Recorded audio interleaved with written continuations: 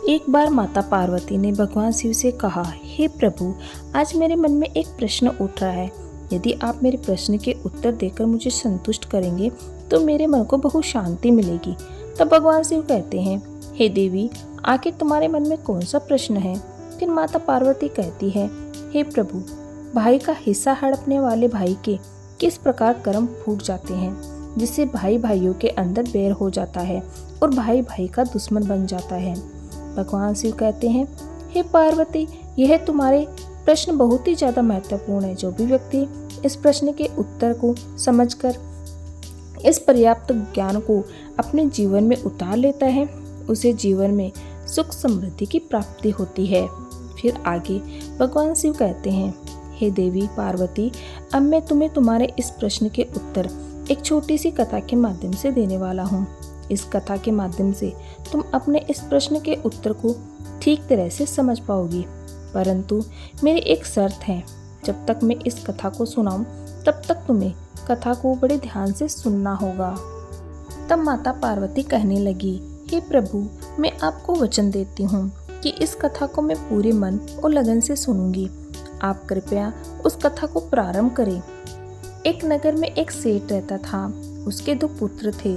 बड़ा बेटा चालाक और बेईमान किस्म का था, जबकि छोटा बेटा सीधे स्वभाव का था।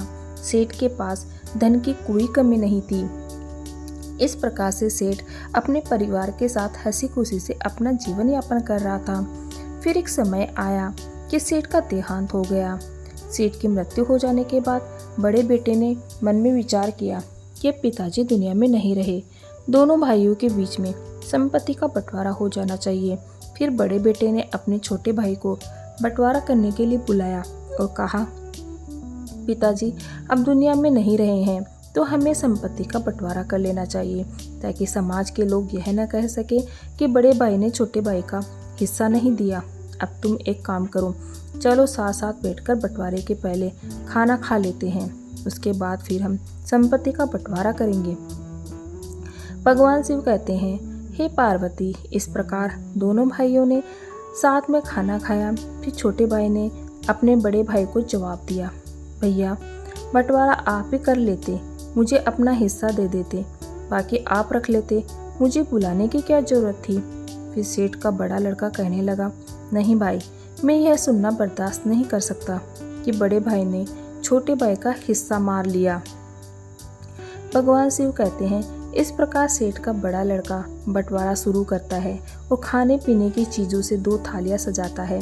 एक थाली में मिठाई ज़्यादा थी, इस वजह से वह थाली खाली खाली नज़र आ रही थी, जबकि दूसरी थाली में पापड़, चावल, भुजिया आदि थे, इसलिए वह ज़्यादा भरी हुई नज़र आ रही थी। जो थाली खाली खाली दिखाई पड़ रही थी उसमें कीमती मिठाइयाँ, दूध पाक, मलाई, बर्फ़ी आदि रखी हुई थी।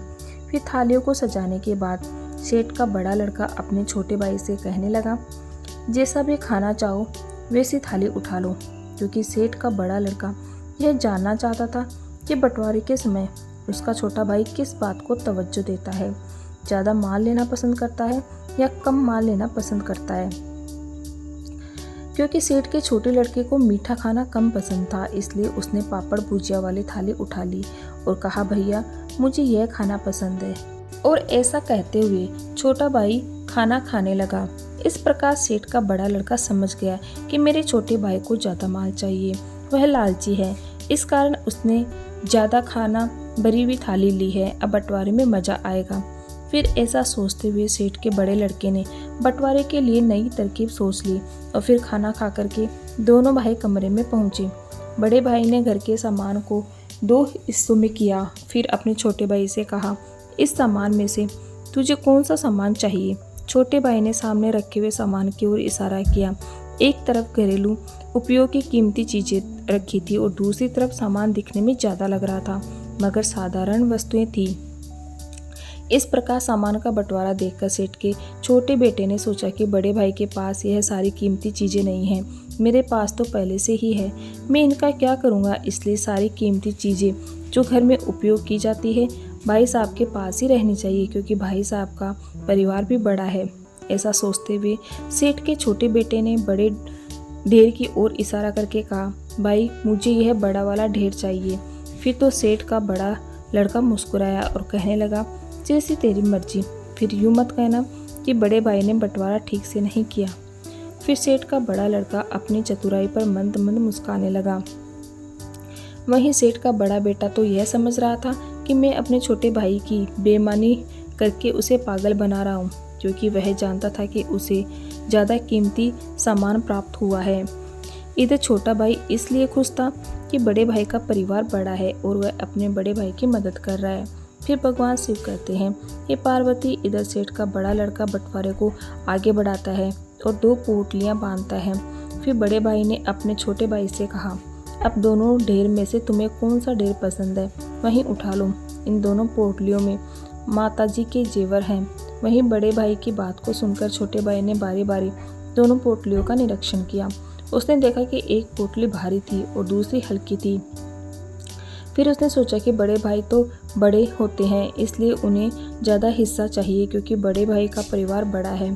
फिर ऐसा सोच करके छोटा भाई बड़े भाई से कहता है, भैया आप बड़े हैं, आपका परिवार बड़ा है, इसलिए आप बड़ी पोटली रखिए।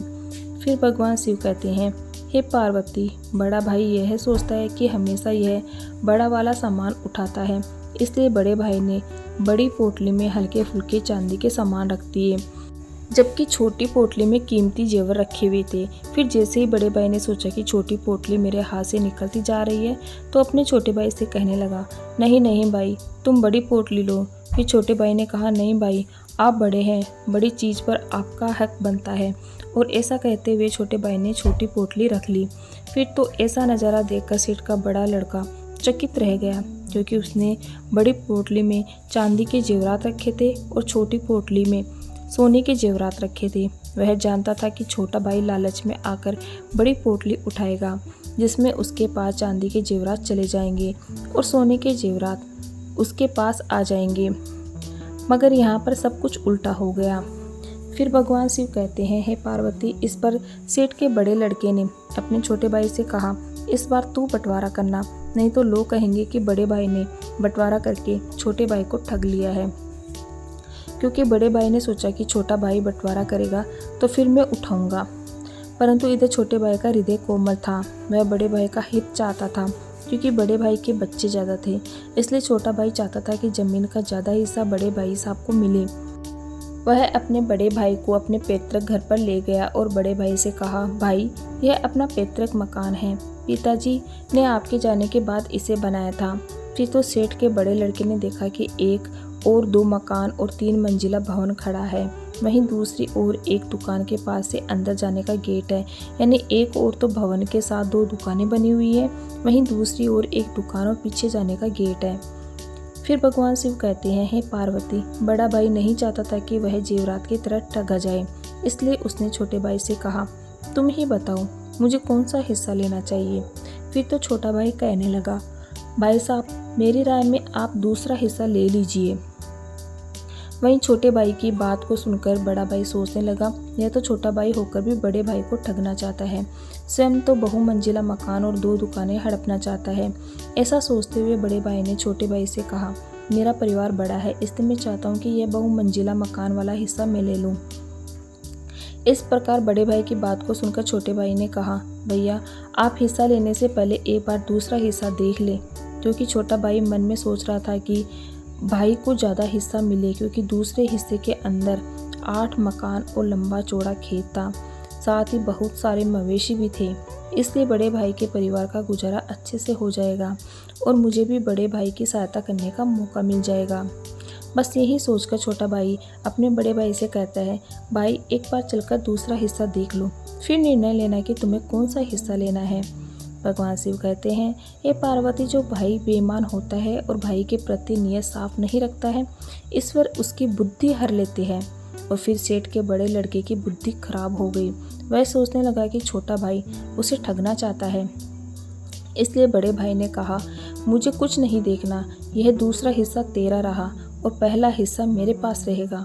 वहीं छोटे भाई ने कहा, भैया, एक बार सोच लो, देख लो, फिर मत कहना कि क्या हुआ, आपको ज़्यादा हिस्सा चाहिए इसलिए आप यह दूसरा हिस्सा ले लें। वहीं बड़े भाई की बुद्धि काम नहीं कर रही थी, इसलिए उसने छोटे भाई की बात नहीं मानी और सभी पंचों के सामने अपने अपने हिस्से का बंटवारा लिख लिया। फिर बंटवारा हो जाने के बाद छोटे भाई ने बड़े भाई से कहा, आपको तो 2 मंजिला मकान मिल गया, अब आप एक बार मेरा भी मकान वाला हिस्सा देख लो। फिर ऐसा कहकर के छोटा भाई बड़े भाई को अपना हिस्सा दिखाने के लिए दुकान के पास वाले गेट से अंदर गया। आगे छोटा भाई था, पीछे बड़ा भाई चल रहा था। और फिर जैसे ही बड़ा भाई गेट के अंदर गया, उसे गेट के पीछे लंबा चौड़ा खेत नजर आया। सामने की तरफ 8 भवन बने हुए थे और कई मवेशी भी थे। फिर तो ऐसा नज़ारा देखकर बड़ा भाई दंग रह गया और अपने छोटे भाई से कहने लगा, यह हिस्सा पिताजी ने कब खरीदा था?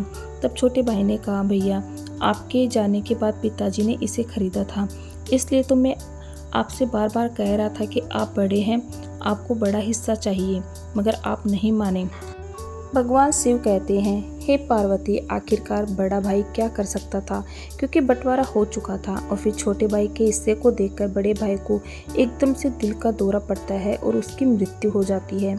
इसलिए कभी भी भाई के हिस्से की बेईमानी नहीं करनी चाहिए, और जो भाई भाई के हिस्से की बेईमानी करते हैं उनका हाल सेठ के बड़े बेटे की तरह ही होता है। किसी ने सच कहा है, बाप बड़ा ना भैया, सबसे बड़ा रुपया। यह आज से नहीं, यह कहावत तो पहले से ही चली आ रही है। इसलिए श्रोताओं, भाई से हमेशा प्यार करना चाहिए। भाई जैसा दूसरा दुनिया में कोई नहीं है। कहते हैं ना, जिस घर में भाई भाई का प्यार बना रहता है वह घर स्वर्ग बन जाता है। इसलिए हमेशा भाई के साथ मिलकर रहना चाहिए। हर हर महादेव। वीडियो अच्छा लगे तो लाइक शेयर सब्सक्राइब जरूर कीजिएगा। Okay, thank you everyone.